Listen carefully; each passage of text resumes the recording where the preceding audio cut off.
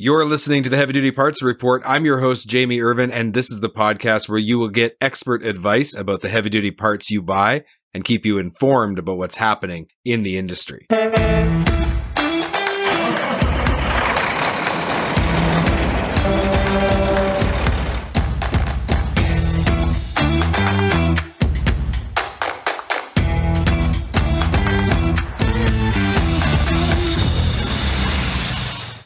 This episode is sponsored by truckpartsinventory.com. Lowering cost per mile is all about finding the right part quickly. At truckpartsinventory.com, you will save time by searching inventory from around North America in one place. You will save money by having the option of buying new, used, or aftermarket parts.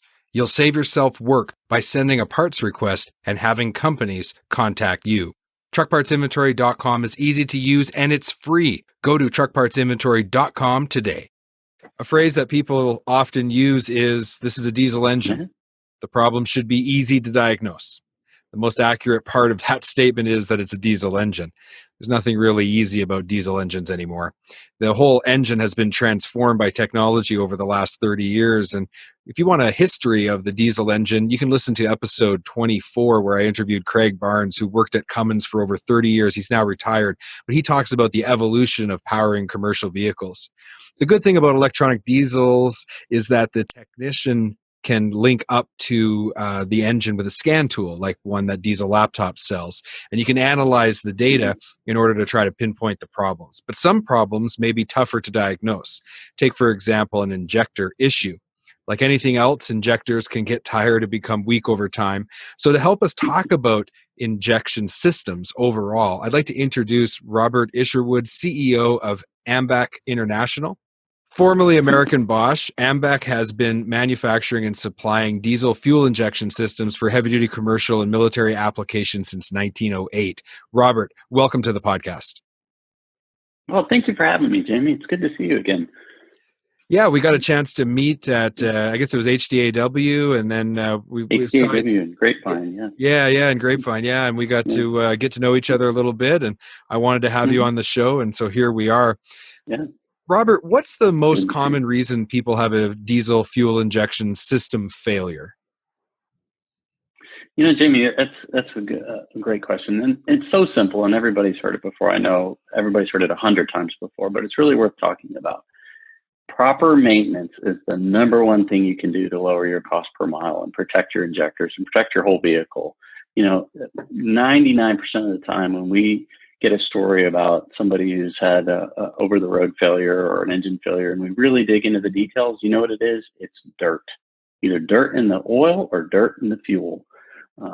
Dirt and water destroys more fuel injectors than anything else. So that's the thing to maintain. When you start seeing an injector fault code or a fuel system code or something like that, what you're really seeing is something is dirty fault code.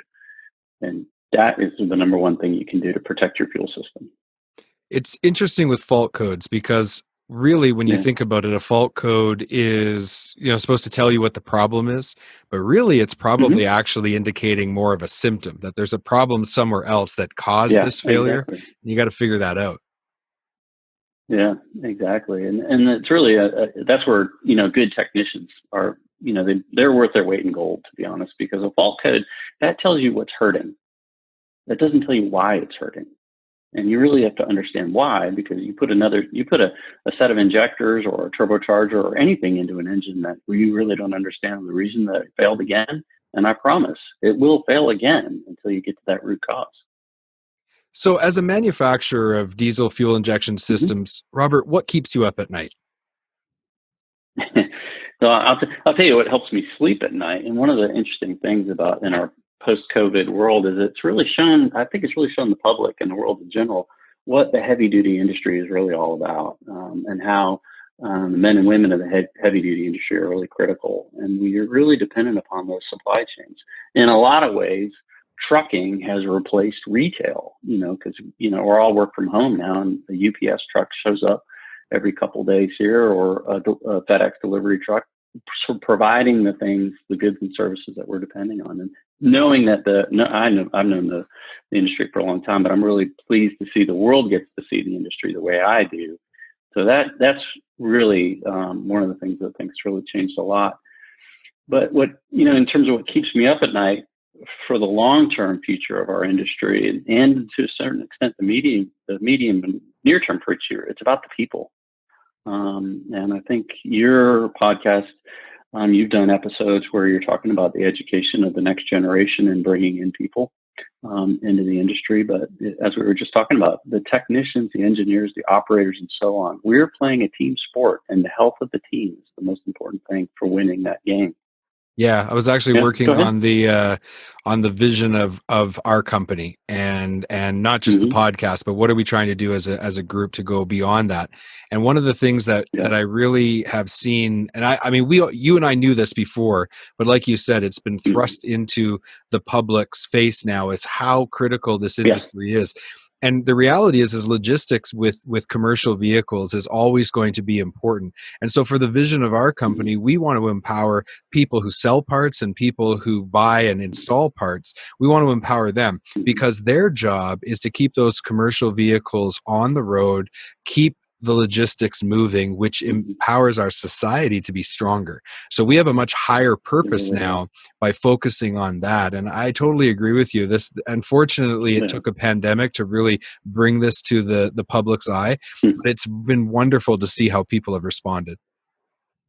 Yeah. Yeah.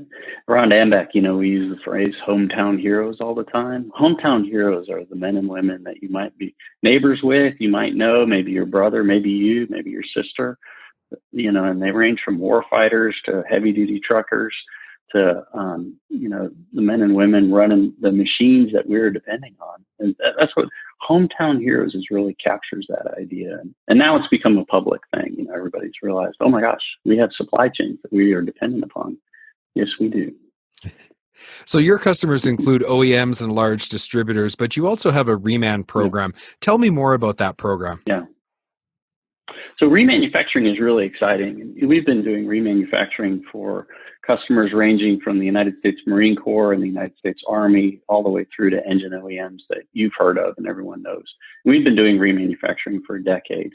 One of the things that's important to remember to think about remanufacturing, and we've heard this on your podcast before, but remanufacturing is not repair and is not refurbishment. We are an OEM remanufacturer and we are an OEM manufacturer. And that's really the difference. Remanufacturing is a process of bringing things back to at or above OE standards. And actually, in many cases, our remanufactured product is better than the new product that came with the engine originally. And as proof of that, our warranty on reman is the same as our warranty on new products. And it's that good. Now, AMBAC has worked as a member of and is working with the Remanufacturing Industries Council, which is a partnership of with Rochester Institute of Technology, creating a standard for remanufacturing. Because when you think about it, when people go to buy a new product from an OEM and they want that brand name, what they want is trust. They want to know that they're getting a part they can trust. And so the Remanufacturing Industries Council is creating a standard for remanufacturers that delivers that level of trust. We're not a repair shop, and we're not a rebuilder, and we're not a garage mechanic out there. We're a full-blown OEM manufacturer, and we remanufactured product gives a great option that gives you both OE quality and a price point that makes sense for a professional heavy-duty operation. And the other thing, as a personal thing of mine, is remanufacturing keeps jobs in North America. So we're doing it in Columbia, South Carolina, and in North American operations. So it's really important in a lot of ways. When I was remanufacturing pneumatic controls for logging and mining early in my career, around Yeah. 1998 to early 2000s, Mm-hmm. one of the things that we saw was, because we tore apart all the cores, we saw the repetitive Mm-hmm. failures. And that's how a Oh, reman absolutely. product can be better than new, because you see those failures and then you reimagine Mm-hmm. how that could work, and you create a process to fix that issue, and then you've made a product that's actually better than the OE. So that's how what Yeah. we saw. I'm sure you see the same thing. Oh, absolutely. Yeah, absolutely. You like you said, and you get to see what in terms of the life cycle of the product and the kinds of, I don't want to call them design flaws, but design considerations that were made early on that present problems later on for the longevity of the product. And in remanufacturing, you can engineer those out so you can reduce the problems. You also have the opportunity to add in features. So as the life cycle of a product goes as it goes through its life cycle, there may be things that would be of interest or an opportunity to add that might change the performance characteristics or the fuel economy characteristics, and lots of things. And you can enter those into the remanufacturing process. So I saw in your profile that you've won Mm-hmm. a couple innovation awards in your career. Mm-hmm. Yeah. What is it like Yeah. working for a company, being at the helm of a company that has been around for over 100 years and trying to keep that company new and moving forward? Yeah. Yeah, I tell people often that we're a 100-year-old startup, and I was grateful and honored to have won innovation awards in the past. And one of the things I think, as a 100-year-old company, and in my personal role as a 100, you get a sense of history. You get a sense of, I don't want to say gravity, but maybe it's responsibility to maintain the legacy, the heritage, the quality, the trusted relationships. We have relationships with customers that go back longer than I've been alive, literally, and I'm 52 years old. So you get a sense of that. But then also at the same time, maintaining the vitality and the energy of innovation and creativity and exploration. I think that's really, it's a magical thing to be able to do. And, we do it at Ambec. We play a lot of games and we have a lot of fun. And I think that's something that, in the heavy duty industry and the old companies in general, you don't think of them as fun or dynamic or anything. But just as an example, a few minutes ago, I got off of a conference call where we were discussing whether or not we were talking about what kinds of games we're going to be playing in the spring as the weather starts to break open. And I think that kind of an attitude of playfulness and mixed with the sense of responsibility and trust that the public has placed in us, it's a wonderful combination. You're listening to the Heavy Duty Parts Report. I'm your host, Jamie Irvin, and we've been speaking with Robert of Ambec International. Robert, you do not just manufacture parts, but you've also got several services that you offer, including access to your labs. Tell us a little bit about that. Yeah, absolutely. So an interesting thing about Ambec International is that we're employee-owned, open book managed, and very entrepreneurial. But our heritage of being in fuel injection, which is extremely high precision manufacturing, so we measure in microns, and microns is 1/1,000,000th of a meter, right? A human hair is 100 microns thick. So we're manufacturing tolerances that are considerably smaller than the thickness of a human hair. So we have capabilities that few in the world can match. And we are able to, while staying true to our purpose of providing power systems to our hometown heroes, we can provide services to the industry that other people can't. Now, here's something interesting. It's really very exciting that's been happening in manufacturing in general, and it's accelerating. And that is that once upon a time in manufacturing, you had to have a very, very large operation that was moving very, very high volumes in order to be able to do it cost effectively. That's all changing. As you mentioned in your podcast earlier about how to work from home during COVID, and you touched upon how the sales cycle is changing, which I thought was a very interesting conversation. A similar thing is happening in manufacturing. So, partially empowered by the internet, largely empowered by having a secure transportation network that we can all rely upon.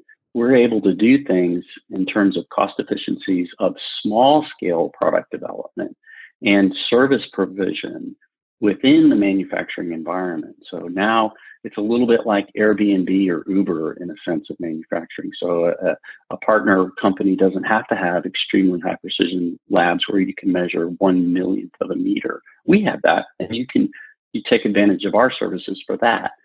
So you can put together a portfolio of partner companies to produce a product. Now that's been true for a long time, but it's accelerating rapidly. And now we're getting to where you can produce an infinite number of variations of any product. So you can tailor a product or a solution for a specific problem. So manufacturing, instead of being at like massive scale, becomes manufacturing at human scale. And manufacturing at human scale is really exciting, and it really has huge impacts for the heavy duty industry as a provider of the transportation services that drives that kind of ability. So we're starting to see that happen. It's been happening for a long time. We're starting to see that happening, accelerating at a rapid pace. And, we're excited to be a part of that and be able to, kind of plug in our unique capabilities into other people's value chains and to deliver value for everyone. So, from the person who's distributing your parts, how does that Mhm. acceleration impact their world? So for the a distributor, think about it this way: we are able to provide a wide range of products, and then using some of the technologies that are available, and some of the things like you mentioned, diesel laptops earlier, a very innovative approach to data management around this. So we're able to be instead of providing 25 parts, we're able to provide 2,500 different parts. And so we're able to provide value to lots of different applications. And that's what we're really seeing is a multiplicity of applications and a multiplicity of solutions. And, empowered by, and our services model is a little bit part of that, but empowered by that kind of thinking, you're able to get into really, really broad ranges, and you can provide unique solutions to lots of different individuals instead of one solution that sort of marginally fits everyone. So then, as that moves through your distributor to the people that are doing the repair, it Yeah, also empowers them to be able to tackle just about any problem. So you want to be dealing with one of correct. your distributors because that's Mhm. gives you access to all of that specific solution to those specific problems. It does, yeah. And for the technician it's working on a vehicle, going back up through the value chain or back up through the distribution network. Now they have direct access to our engineering, for example. But we can provide services and information and engineering experience around a specific part or problem or solution. I'm going to throw a curveball at you. Tell us something Come about on, bring it on. tell us something about the products that you manufacture that maybe the average person in the industry wouldn't know. I'd love to hear a little tidbit about a behind the scenes, if you will. So one of the things about AMBAC as a manufacturer, and I've seen this a lot in heavy duty world, and maybe people know it or maybe people don't know it, but it's just how embedded we are in our relationships with our customers, with our distributors, with the men and women driving trucks. As an example, there are several people around AMBAC, including myself, who at once upon a time we were the men and women driving the trucks, and we were the operators. We have a lot of, we do a lot of work with the U.S. Marine Corps and the U.S. Army, and we have a great number of people who are veterans who are working on it. So it's maybe not exactly what you're asking, but we believe in the people who are using our products because we are those people. We were once the Marine or the truck driver, and now we're making parts for the Marine Corps or the soldier or the truck driver. That's actually pretty significant in my opinion because I mean nothing Yeah. against engineers or people that are in that Hmm. field of work, but unless you've been actually kind of on the ground and seen it in the Yeah. real world, you just can't possibly get a full understanding of the full scope. And Yeah. so it's so great when you have a group of people come together that have real world experience and that are able Hmm. to bring that to the engineers and give them feedback that they would never otherwise be able to get. And I think that Yeah. combination is actually it like you say, it might be a little bit understated, but it's very, very important. It is. Yeah. I think it's almost a competitive differentiator in a sense for us as a company, but it's certainly something that I value greatly. I mean, it you want to you want to understand as a remanufacturer or a manufacturer, how does it feel to be stuck on the side of the road when it's 105 degrees out and your truck won't run and you're waiting for a tow? Well, I've done that, and I'm the CEO, so I know what that's like, and I know how wonderful that experience is when the tow truck finally shows up and you can get back on the road. You know, the men and women that use our products and services, at the worst case scenario, if we have a quality failure, somebody could die. The best case scenario, and it's not a good case, but the best case scenario is that man or woman isn't going to make what they were going to make for that, try to provide for their families and make a living. That's why we focus on this market, and that's why, one of the things I think that makes us great is that. I think you want to do business with people like that because you want to buy their Yeah. parts and their products because it's the driver, it's the mechanic that gets called Mhm. away from his family to have to go and repair and lay on the side of the road and put his life at risk. Yeah. It's the parts person or salesperson that also gets called away on a Friday night to go down and Mhm. open up the store and get the part. Like there's a lot of people that are impacted by a Yeah. failure, and if it's an unnecessary failure because of just a lack of quality control, then that's a crying shame. Sure. But I mean, things do happen. Yeah. So if you have people who understand what it feels like, they bring that passion to their work every day. And Yeah. why not support companies like that? Yeah. Yeah. It really makes a difference. Nobody can know what it's like until you've been there. You don't know what it's like to be the guy until you're the guy. As we Sure. move away from fossil fuel technology, we're seeing the introduction of new Mhm. technology, things like electric vehicles and other power sources. How do you anticipate Yeah. reacting to these changes in technology? So interestingly, AMBAC has been a pioneer in what we think of as quote alternative fuel systems and emission controls for a long, long time. Decades ago, we were working on natural gas powered diesels. We've done diesel natural gas hybrid blends. We did a lot of the early pioneering work on urea injection. So we are old hands at new stuff, you could say. But what's really happening now is very exciting in that with the introduction of electric vehicle power plants and alternative fuels. So you have a range of fuels that go, from traditional diesel all the way through natural gas, and now hydrogen is starting to come into some play in the market, and then there's electrification and all the battery technology around that, and then there's hybridization, right? So you can have a diesel electric hybrid, a natural gas electric hybrid, and those kinds of things.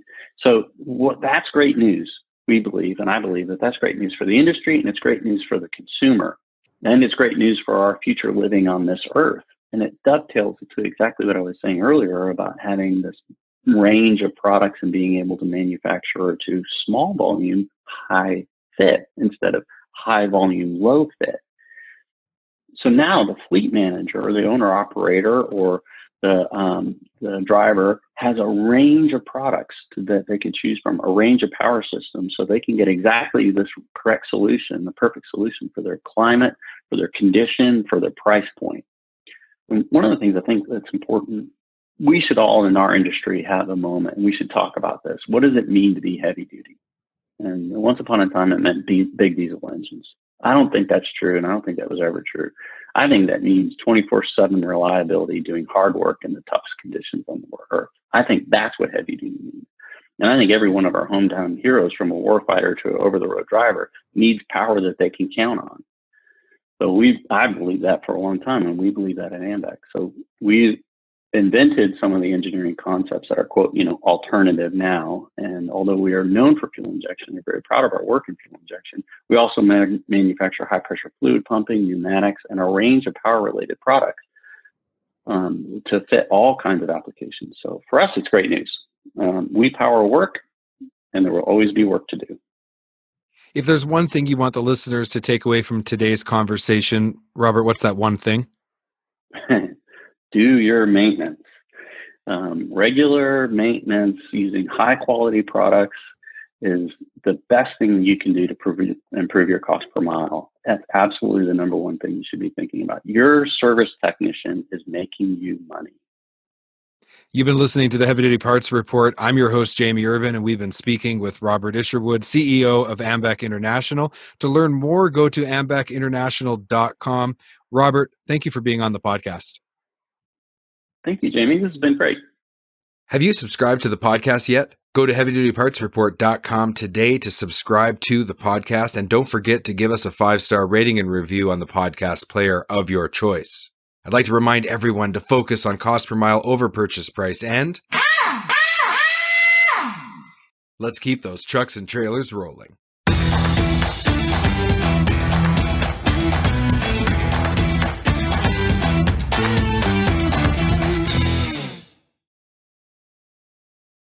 You can watch our next video, and don't forget, subscribe to the YouTube channel.